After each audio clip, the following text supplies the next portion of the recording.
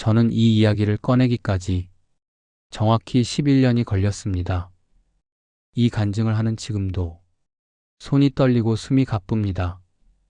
왜냐하면 이 이야기는 한 교회의 비밀이고 한 목사의 추락이며 동시에 한 부목사의 인생이 완전히 무너졌다가 다시 하나님께 붙들린 이야기이기 때문입니다.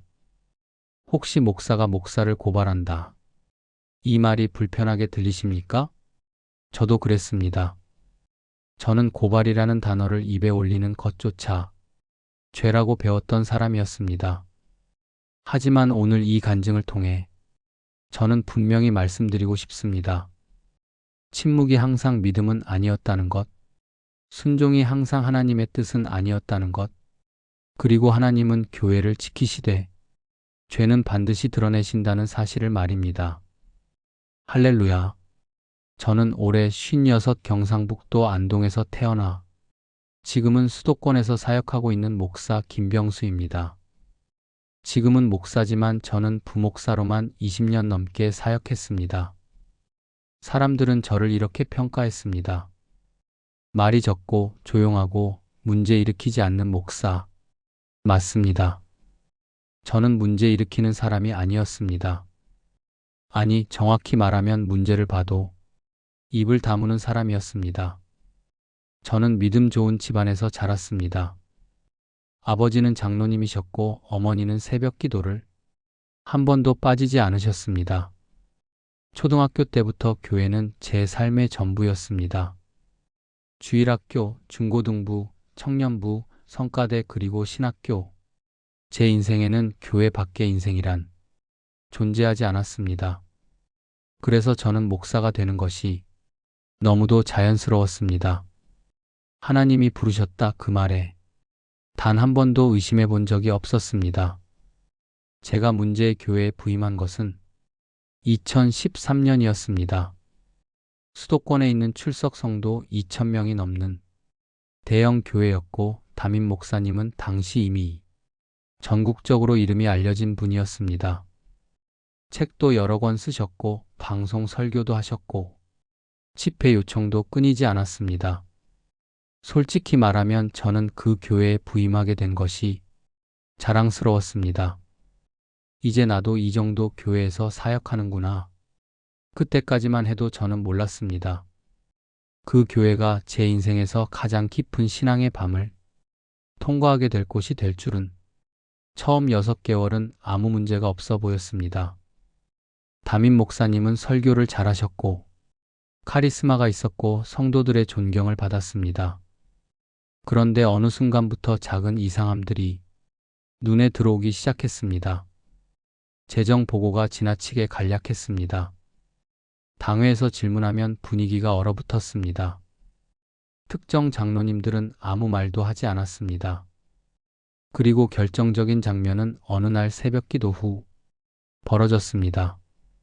그날 새벽 기도가 끝난 뒤 담임 목사님이 저를 부르셨습니다. 김 목사, 잠깐 이야기 좀 하지. 목사님 방에 들어갔을 때 문이 닫히는 소리가 유난히 크게 들렸습니다. 그리고 그분이 저에게 한 말은 지금도 제 귀에 선명하게 남아 있습니다. 김 목사, 교회 일은 모르는 척하는 게 신앙이야. 그 순간 제 가슴이 쿵 하고 내려앉았습니다. 그날 이후 저는 알아서는 안 될 것들을 알게 되기 시작했고 보아서는 안 될 것들을 보게 되었습니다. 그리고 그 선택의 끝에서 저는 담임 목사를 고발해야 하는 상황 앞에 서게 되었습니다. 그날 이후로 담임 목사님의 말이 제 머릿속에서 계속 맴돌았습니다. 교회 일은 모르는 척하는 게 신앙이야. 처음에는 제가 예민한 거라고 스스로를 설득했습니다. 목회는 원래 복잡한 거야. 괜히 나서서 시험 들지 말자. 부목사는 순종하는 자리야. 저는 그렇게 제 양심을 조용히 눌러놓았습니다. 하지만 하나님은 제가 외면한 진실을 계속해서 제 눈앞에 가져다 놓으셨습니다. 사건은 아주 사소한 일에서 시작됐습니다. 어느 날 행정 부목사님이 급하게 자리를 비우게 되면서 제가 대신 재정 관련 서류를 정리하게 되었습니다. 원래라면 제가 볼 수 없는 자료였습니다. 한 장, 두 장 정리하다 보니 이상한 숫자들이 눈에 들어오기 시작했습니다. 교회 공사비 명목으로 빠져나간 돈, 선교비로 처리된 거액의 현금, 매달 반복되는 기타 지출, 금액이 너무 컸습니다. 수천만 원, 억 단위의 돈이 설명 없이 사라지고 있었습니다. 저는 손이 떨리기 시작했습니다. 설마 내가 잘못 본 거겠지. 그래서 다시 계산했습니다. 그리고 다시 확인했습니다. 그런데 계산하면 할수록 숫자는 더 분명해졌습니다. 그때 제 눈을 완전히 멈춰 세운 한 줄의 항목이 있었습니다. 목회 활동비로 개인 계좌 이체. 금액은 월 3천만 원. 그것도 매달 빠짐없이. 받는 사람 이름은 담임 목사님이었습니다. 순간 제 머릿속이 하얘졌습니다. 스스로를 합리화하다. 저는 그 자리에서 한참을 움직이지 못했습니다. 그리고 가장 먼저 든 생각은 이것이었습니다. 아니야, 이건 합법적인 사례비일 거야. 목회 활동비, 사례비, 사택 지원비. 교회 재정은 복잡하니까 내가 모르는 합법적인 구조가 있을 거라고 스스로를 설득했습니다. 그래야 제가 편했기 때문입니다. 확인하고 싶지 않았던 진실. 하지만 마음 한구석에서는 이런 질문이 계속 올라왔습니다. 왜 개인 계좌지? 왜 당회 보고가 없지?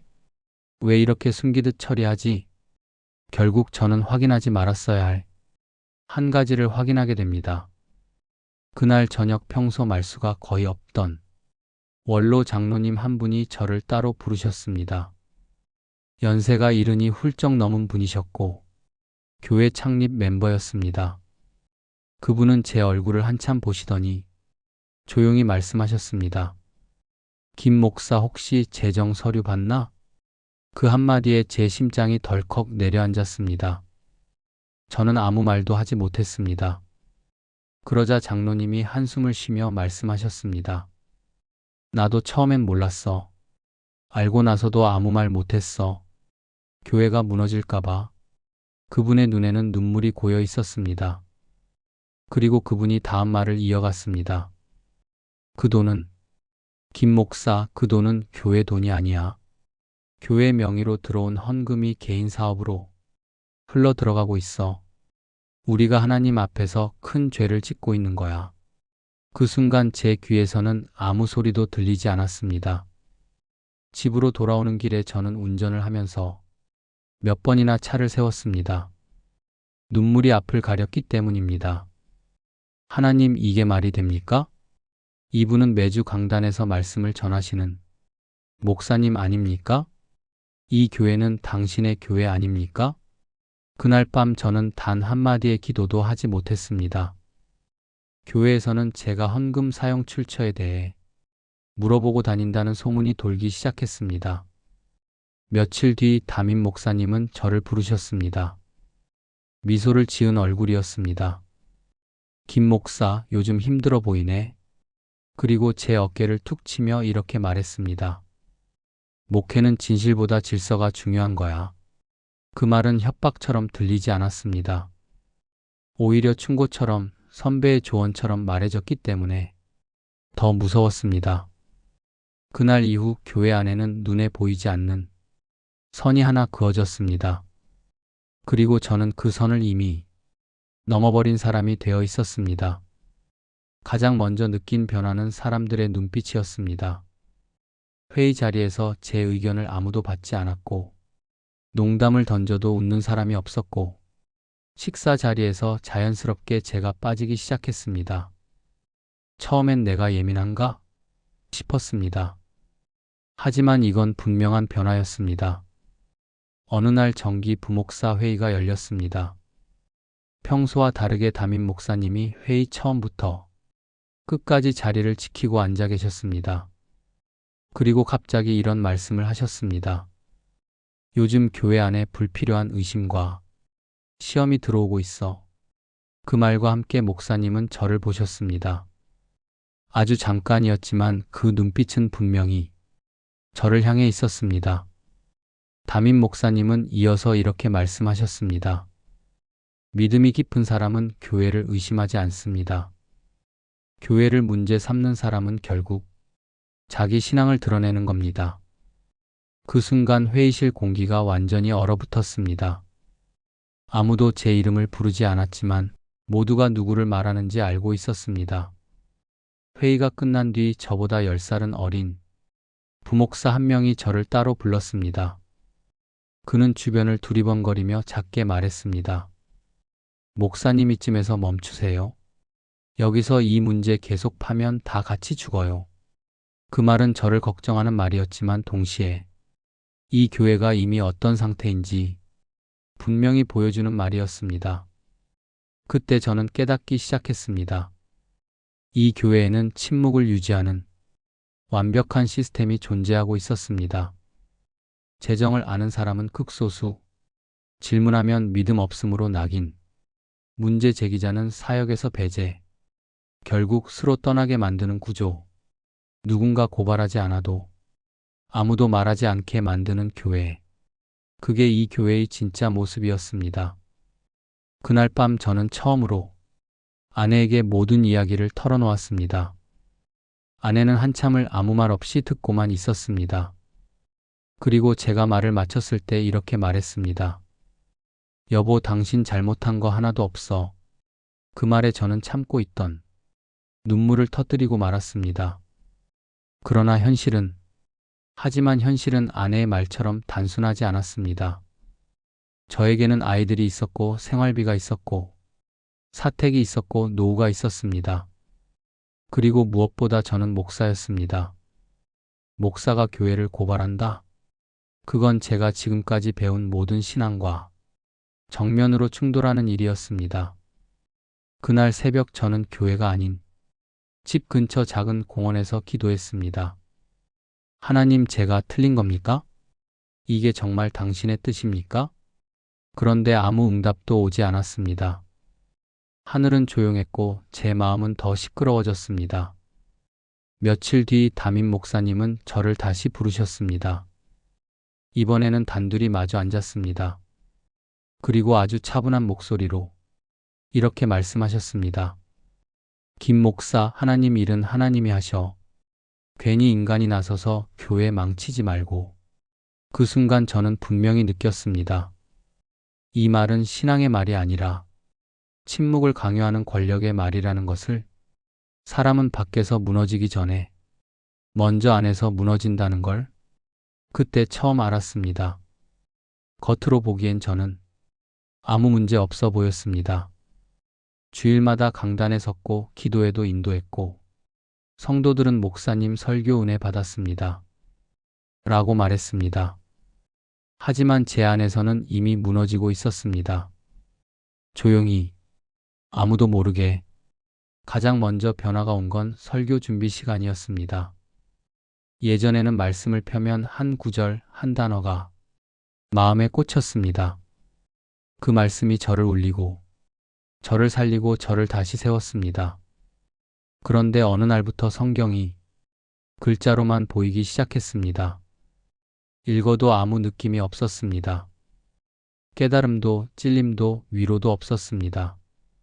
내가 지금 뭘 하고 있지? 설교 원고를 쓰다가 저는 자주 손을 멈췄습니다. 그리고 이런 생각이 머릿속을 가득 채웠습니다. 내가 지금 하나님 말씀을 전하고 있는 건가? 아니면 거짓을 덮기 위한 말을 하고 있는 건가? 그 질문은 칼처럼 제 마음을 베어냈습니다. 한 번은 주일 2부 예배에서 설교를 하다가 이상한 경험을 했습니다. 말은 입에서 계속 나가고 있었는데 제 마음은 강단에 없었습니다. 마치 제 몸만 거기 서 있고 제 영혼은 어딘가 멀리 떨어져 있는 느낌이었습니다. 순간 이 생각이 스쳤습니다. 하나님이 여기 안 계신 것 같다. 그 생각이 너무 무서워서 저는 설교 중에 잠시 말을 멈췄습니다. 그날 집에 돌아와 저는 신발도 벗지 못한 채 바닥에 주저앉았습니다. 아내가 놀라서 다가왔지만 저는 아무 말도 할 수 없었습니다. 그저 고개를 숙인 채 한참을 울었습니다. 목사가 울면 안 되는 이유는 없지만 그날의 눈물은 단순한 슬픔이 아니었습니다. 그건 신앙의 붕괴였습니다. 그날 밤 저는 처음으로 하나님께 화를 냈습니다. 하나님, 왜 가만히 계십니까? 왜 이걸 모른 척 하십니까? 왜 저한테만 이걸 보게 하셨습니까? 그 질문 끝에 저는 이렇게 외쳤습니다. 차라리 모르게 하시지. 그 말이 입에서 나오는 순간 저는 제가 어디까지 무너졌는지 알 수 있었습니다. 그 시기 제 머릿속에는 계속 도망이라는 단어가 맴돌았습니다.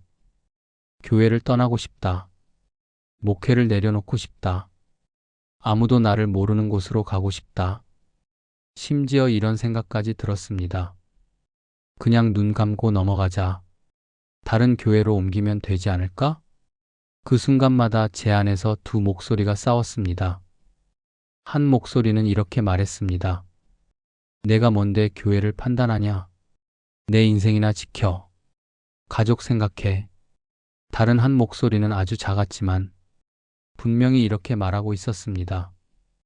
진실을 알고도 침묵하는 게 정말 믿음이냐? 그 두 목소리 사이에서 저는 매일 갈기갈기 찢어지고 있었습니다. 그러던 어느 날 한 성도님이 저를 찾아왔습니다. 오랫동안 교회를 섬긴 권사님이셨습니다. 그분은 눈물을 흘리며 이렇게 말했습니다. 목사님은 저희 헌금이 어디로 가는지 아십니까? 그 질문 앞에서 저는 아무 말도 할 수 없었습니다. 그날 집으로 돌아오는 길에 저는 차 안에서 소리내어 울었습니다. 그리고 처음으로 이런 고백을 했습니다. 하나님, 저는 이제 도망칠 수 없습니다. 그날 새벽 성경이 다시 열리다. 그날도 잠을 거의 자지 못했습니다. 새벽 4시쯤 눈을 떴는데 더는 누워있을 수가 없었습니다. 가슴이 답답했고 숨이 막히는 것 같았습니다. 저는 거실로 나와 불도 켜지 않은 채 성경을 펼쳤습니다. 읽을 마음도 없었습니다. 기도할 힘도 없었습니다. 그냥 아무 페이지나 펼쳤습니다. 그날 제 눈에 들어온 말씀은 이 구절이었습니다. 너는 입을 열어 말 못하는 자와 모든 고독한 자의 송사를 위하여 변호할지니라. 잠언 31장 8절 말씀이었습니다. 그 구절을 읽는 순간 이상하게 눈을 뗄 수가 없었습니다. 저는 그 말씀을 다시 읽었습니다. 그리고 또 읽었습니다. 그런데 그 말씀이 저를 읽고 있다는 느낌이 들었습니다. 너는 지금 입을 닫고 있지 않느냐? 너는 말 못하는 자를 보고도 침묵하고 있지 않느냐? 그 질문이 제 가슴을 정확히 찌르고 있었습니다. 그동안 저는 수많은 변명을 해왔습니다. 내 역할이 아니다. 하나님이 하실 일이다. 내가 나서면 교회가 무너진다. 그런데 그날 말씀 앞에서는 그 어떤 변명도 서지 않았습니다. 오히려 이 말이 더 크게 들렸습니다. 침묵은 중립이 아니다. 저는 성경을 가슴에 안고 바닥에 무릎을 꿇었습니다. 그리고 정말 오랜만에 제대로 울었습니다. 목사로서가 아니라 한 사람으로서 울었습니다. 하나님, 무섭습니다. 이 길을 가면 모든 걸 잃을 것 같습니다. 가족도, 직분도, 사람들의 존경도. 그 고백을 하는 순간 제 입에서는 이 말이 이어나왔습니다. 그래도 진실을 외면하고 사는 건 더 무섭습니다. 그때 제 마음에 아주 분명한 한 문장이 떠올랐습니다. 김병수야, 너는 목사이기 전에 그리스도인이 아니냐? 그 질문 앞에서 저는 더 이상 도망칠 수 없었습니다. 그날 새벽 저는 결정했습니다. 고발하겠습니다. 누구에게 어떻게 될지는 몰랐지만 적어도 하나님 앞에서는 숨지 않겠다고 결정했습니다. 아침이 되자 저는 아내에게 말했습니다. 나의 일 그냥 넘기지 못할 것 같아. 아내는 잠시 아무 말도 하지 않다가 이렇게 말했습니다. 당신이 그 선택을 후회하지 않도록 내가 옆에 있을게. 그 말은 기도보다 더 큰 힘이 되었습니다. 그날 저는 노트북을 열었습니다. 그리고 그동안 제가 본 것, 들은 것, 확인한 것들을 하나하나 정리하기 시작했습니다. 날짜, 금액, 계좌, 증언. 손이 떨렸지만 멈추지 않았습니다. 그 문서를 작성하면서 저는 이 사실을 분명히 알게 되었습니다. 이제 되돌아갈 수 없다는 것을. 며칠 뒤 담임 목사님은 제가 뭔가를 준비하고 있다는 걸 눈치챘는지 저를 다시 불렀습니다. 그리고 아주 낮은 목소리로 이렇게 말했습니다. 김 목사, 지금이라도 멈추면 아무 일도 없던 걸로 해줄게. 그 말에 저는 고개를 들고 처음으로 담임 목사님을 정면으로 봤습니다. 그리고 이렇게 말했습니다. 목사님, 이건 하나님 앞에서 멈출 수 있는 일이 아닙니다. 제가 공식적으로 문서를 제출하고 당회에서 재정에 대한 문제 제기를 한 지 일주일도 채 지나지 않아 변화가 시작됐습니다. 아니, 변화라기보다 정리라는 표현이 더 정확할 겁니다. 저는 회의에서 빠지기 시작했고, 설교 일정에서 제 이름이 사라졌고, 사무실 책상 위에는 아무 일도 없다는 듯 업무가 줄어들었습니다. 아무도 저에게 직접적으로 말하지 않았습니다. 하지만 모두가 알고 있었습니다. 이번 달까지만. 어느 날 행정 목사님이 저를 불렀습니다. 그분은 고개를 들지 못한 채 서류를 내밀며 말했습니다. 김 목사님, 이번 달까지만 사역하시는 걸로 정리됐습니다. 그 한 문장이 제 인생에서 가장 조용하면서도 가장 큰 소리로 들렸습니다. 저는 아무 말도 하지 못했습니다. 며칠 뒤 또 하나의 통보가 왔습니다. 사택은 한 달 안에 정리해 주셔야 합니다. 그 말을 듣는 순간 현실이 확 다가왔습니다. 목회는 직업이지만 사택은 삶이었습니다. 아이들이 자라던 집, 아내가 기도하던 공간, 제가 무너져 울던 그 자리, 그 모든 걸 비워야 했습니다. 이사 준비를 하던 날 막내 아이가 제게 이렇게 물었습니다. 아빠, 우리 왜 이사 가? 그 질문 앞에서 저는 아무 대답도 할 수 없었습니다. 목사였던 저는 그 순간 한 아버지로서 완전히 무너졌습니다. 더 아팠던 건 사람들이었습니다. 함께 기도하던 동료 목사들, 웃으며 인사하던 성도들, 그 누구도 저에게 연락하지 않았습니다. 아니, 연락하지 않는 게 아니라 연락하면 안 되는 사람이 되어 있었습니다. 그 침묵이 말보다 더 아팠습니다. 어느 날 오래 알고 지낸 목사 한 분이 조심스럽게 연락을 해왔습니다. 그리고 이렇게 말했습니다. 형님, 왜 굳이 그 길을 가셨어요? 조금만 참으시지. 그 말은 위로가 아니라 제 선택이 틀렸다는 확인처럼 들렸습니다. 그 시기 저는 하루에도 수십 번씩 같은 질문을 했습니다. 내가 정말 옳은 일을 한 걸까? 이게 하나님의 뜻이라면 왜 이렇게 아픈 걸까? 기도를 해도 응답은 없었습니다. 성경을 펴도 말씀은 멀게만 느껴졌습니다. 어느 날 밤 빈 집에서 혼자 불을 끄고 앉아 있었습니다. 전화도 울리지 않았고 문자도 오지 않았습니다. 그때 처음으로 이런 생각이 들었습니다. 하나님도 나를 버리신 건 아닐까? 그 생각이 너무 무서워서 저는 소리내어 말했습니다. 하나님, 여기 계시면 제발 아무 신호라도 주세요. 하지만 아무 일도 일어나지 않았습니다. 그렇게 완전히 바닥에 앉아 있을 때 문득 이런 깨달음이 왔습니다. 지금 이 자리는 하나님 말고는 붙잡을 게 없는 자리구나.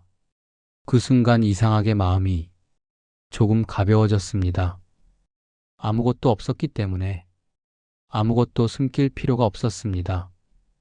그날 저는 이렇게 기도했습니다. 하나님, 이제 저는 목사도 아닙니다. 사역자도 아닙니다. 그냥 아무것도 없는 사람입니다. 그래도 당신이 저를 버리지 않으셨다면 그것만으로 충분합니다. 그 기도는 길지 않았지만 제 인생에서 가장 절실하고 정직한 기도였습니다. 모든 것을 잃고 나서야 저는 처음으로 하나님 앞에 아무 조건 없이 서게 되었습니다. 직분도 없었고 강단도 없었고 사람들의 박수도 없었습니다. 그저 이름 하나, 숨쉬는 생명 하나만 남아 있었습니다. 그런데 이상하게도 그때부터 조금씩 하나님이 느껴지기 시작했습니다. 어느 날 아침 햇살이 거실 바닥에 비치던 날이었습니다. 저는 습관처럼 성경을 폈습니다. 그냥 한 절만 읽자고 마음을 먹었습니다. 그날 제 눈에 들어온 말씀은 이 구절이었습니다. 진리가 너희를 자유롭게 하리라. 그 말씀을 읽는 순간 왠지 모르게 가슴이 먹먹해졌습니다. 그동안 저는 자유를 이렇게 생각했습니다. 안정적인 사역, 인정받는 위치, 흔들리지 않는 자리. 하지만 모든 걸 잃고 나서야 알게 되었습니다. 자유는 잃지 않는 것이 아니라 숨기지 않아도 되는 상태라는 것을. 교회의 비리를 더 자세하게 말씀드리긴 어렵지만 제가 고발한 일은 시간이 필요했습니다. 당장 모든 것이 바뀌지는 않았습니다. 그러나 몇 달 뒤 교회 안에서 조용한 변화가 시작되었다는 소식을 전해 들었습니다. 교회에 외부 감사가 들어와 재정 구조가 드러났고 결국 담임 목사는 강단에서 내려오게 되었습니다. 그 소식을 들었을 때 저는 이상하게도 기뻐하지도 통쾌해하지도 않았습니다. 그저 주님께 이렇게 기도했습니다. 하나님 아버지, 당신이 하셨군요. 그 이후 저는 많은 질문을 다시 하게 되었습니다. 교회는 과연 건물인가? 목사는 자리인가? 순종은 침묵인가? 그리고 질문 끝에서 이 고백에 이르렀습니다. 교회는 하나님의 이름을 숨기는 곳이 아니라 드러내는 곳이어야 한다. 시간이 지나 하나님의 부르심으로 저는 작은 교회에서 다시 설교를 하게 되었습니다. 성도는 20명 남짓에 마이크도 없었습니다. 그런데 그날 설교를 하며 저는 확실히 느꼈습니다. 아, 하나님이 여기 계신다. 눈물이 멈추지 않았습니다. 그날의 강단은 제가 잃었던 모든 강단보다 더 단단했습니다. 저는 그렇게 하나님 앞에 다시 올바르게 세워질 수 있었습니다. 저는 담임 목사를 고발한 것이 아니라 침묵을 고발한 것이었습니다. 그리고 그 선택은 제 인생에서 가장 아프기도 했지만 가장 하나님 자녀다운 선택이었습니다. 하나님은 교회를 버리지 않으셨습니다. 다만 죄를 숨기는 교회를 그대로 두지 않으셨을 뿐입니다. 이 시간 함께 기도하길 원합니다. 하나님, 진실을 말하는 사람이 외롭지 않게 하소서. 침묵보다 정직을 선택한 이들이 버려졌다고 느끼지 않게 하소서. 그리고 교회가 다시 당신의 이름을 두려워하게 하소서. 아멘. 하나님 일의 침묵보다는 진실로 맞서길 다짐하신 성도님들은 댓글에 아멘으로 응답 부탁드립니다.